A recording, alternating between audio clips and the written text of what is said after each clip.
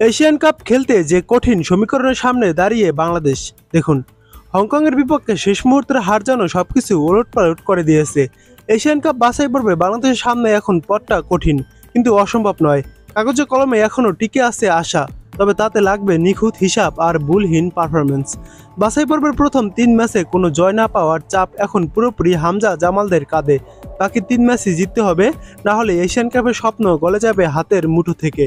শুধু জেতাই নয়, দলের তাকিয়ে থাকতে হবে অন্যদের ফলাফলের দিকেও। এখন পর্যন্ত পয়েন্ট তালিকায় 1 নম্বরে রয়েছে হংকং। হংকং 3 ম্যাচ খেলে 2 ম্যাচে জয় পেয়েছে, 1 ম্যাচ ড্র করেছে। হংকংয়ের পয়েন্ট 7।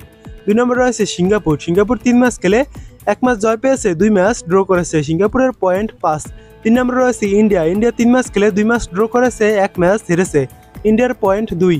4 নম্বরে রয়েছে বাংলাদেশ। বাংলাদেশ 3 ম্যাচ খেলে 1 ম্যাচ ড্র করেছে, 2 ম্যাচ হেরেছে। বাংলাদেশের পয়েন্ট 1। বাংলাদেশ রয়েছে একদম সি গ্রুপের তলানিতে। এই অবস্থায় এশিয়ান কাপে ওঠার একমাত্র সমীকরণ বাংলাদেশকে বাকি 3 ম্যাচে টানা জয় পেতে হবে এবং প্রতিদ্বন্দ্বীদের কয়েকটি অপ্রত্যাশিত ফলাফলের অপেক্ষায় থাকতে হবে।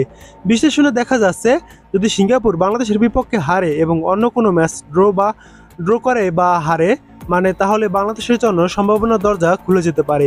একই সঙ্গে হংকংকে বাকি ম্যাচগুলোতে জয় পাওয়া যাবে না, তবে তাদের পেছনে ফেলার সুযোগ আসতে পারে বাংলাদেশের সামনে। তবে শর্ত হচ্ছে ভারতকেও অন্তত একটি ম্যাচে পয়েন্ট হারাতে হবে।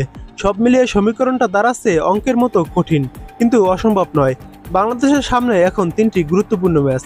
14ই অক্টোবর হংকংয়ের মাঠে, 18ই নভেম্বর ভারতের বিপক্ষে ঘরের মাঠে, 31শে মার্চ 2026 সিঙ্গাপুরের বিপক্ষে সিঙ্গাপুরের মাঠে। এই 3 ম্যাচ জয় মানে বেঁচে থাকা আশা, কোনো ভুল মানেই বিদায়। এশিয়ান কাপের টিকিট পেতে এখন বাংলাদেশকে কেবল প্রতিপক্ষ নয়, লড়তে হবে সময়, চাপ আর সম্ভাবনার অঙ্কের সঙ্গেও। এখন দেখা যাক বাংলাদেশ কি করতে পারে।